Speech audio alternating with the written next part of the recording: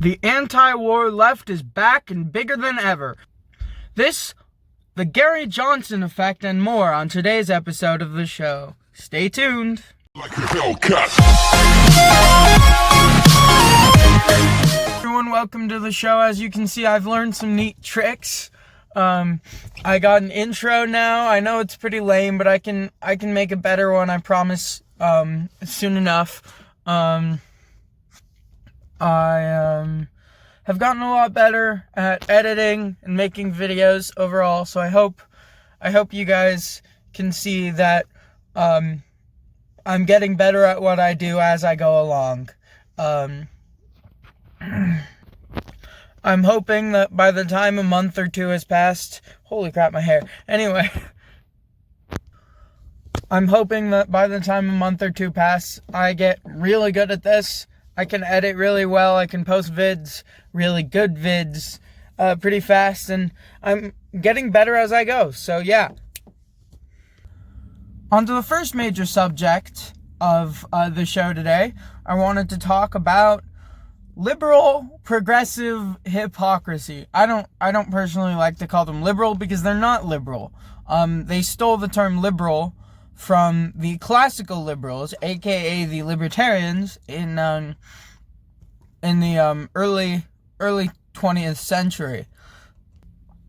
The term liberal used to imply that you were an advocate for civil liberties, that you were in favor of, hence the name liberal, liberty, also in favor of progress, right? So classical liberals favor progress. We just favor more so the free market rather than forced collective action in the way that progressives favor. Anyhow, as I mentioned in the intro, the anti-war left is back. We've got Tulsi Gabbard, we've got Andrew Yang, we've got Bernie Sanders, and Kamala Harris, and, so many more. They're in full blast right now. But where the hell were they when Barack fucking Obama was dropping bombs all over the Middle East? Where the hell were they when Barack fucking Obama shuffled the troops around just like Bush? Where the fuck were the anti-war left during the 8 years of Obama and Hillary Clinton? And in 2016, they nominated a hardcore warmonger for president of the United States. And you honestly think you guys can be anti-war now, after 8 years of Obama, and after nominating Hillary fucking Clinton?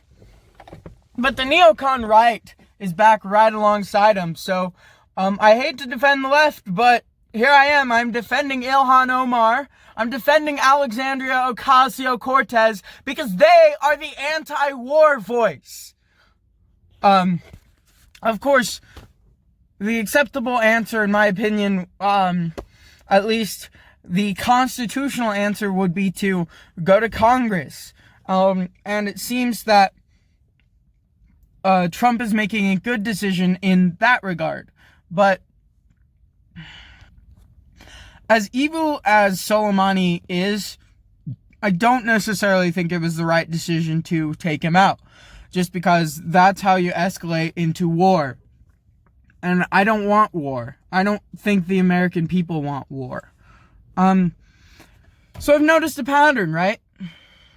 While you're, most of the time, the party that is not in power campaigns as the anti-war party. So right now, the Democrats are campaigning as anti-war. In 2016, Donald Trump said he would bring the troops home, said he would do what he could to negotiate rather than go to war. In 2008, Barack Obama said the same thing. George W. Bush got us into these wars. These wars started when I was months old. I was 4 months old when George W. Bush first deployed the troops. I have never I've never been capable of remembering a day where there wasn't some sort of conflict in the Middle East where the United States was involved. We have sanctions in hundreds of countries. We have a $700 billion annual military budget. Tell me I'm not the only one who thinks that's way too high. And the thing is, the Democrats say they want to lower the, cut military spending, but they nominated Barack Obama in 2008 and 2012, and they nominated Hillary Clinton in 2016. They are not down with cutting the military budget. If anything, they're even more warmongering than the Republicans. And let's not forget Joe Biden, who is probably going to win the Democratic nomination just because the DNC really knows how to fuck things up. They did it in 2016. Bernie Sanders was clearly the people's candidate, and they fucked him over. Another thing about the DNC is they are tens of billions of dollars in debt, whereas the RNC is earning billions of dollars every month, and they're gaining. So Republicans have a huge advantage because their national committee is organized and net profit. And this, my friends, is why you don't trust Democrats with your funds. Another thing I wanted to talk about was the Gary Johnson effect. Now, in 2016, the Libertarian Party got over 4.5 million votes for President of the United States. That was a shattered record. So was the 1.5 million that they got in 2012. The Gary Johnson effect is a massive, massive increase in votes in only 4 years. But another thing Gary Johnson has to offer is his lack of understanding in what libertarianism is at its core. And that's the whole reason the party was founded in 1971, was so that our philosophy could be spread across the country. And that has, the invention of the internet has certainly helped with that a lot. But overall, Gary Johnson hasn't helped in the least bit when it comes to spreading libertarian ideals. See, when he took the stage in 2016, when he got tons and tons of media attention from MSNBC, CNN, ABC, Fox News, Dave Rubin, Young Turks, Ben Shapiro, everyone was talking about him. He didn't mention the non-aggression principle once. He didn't mention the principle of self-ownership once. He didn't explain to people what it means to be a libertarian. He isn't spreading our ideas. And the Libertarian Party has this consistent effect where our delegates especially have a bad habit of choosing candidates that don't spread libertarian ideals very well. Gary Johnson, when he was asked about the non-aggression principle, whether or not he believed in it, he said he doesn't know, he isn't smart enough.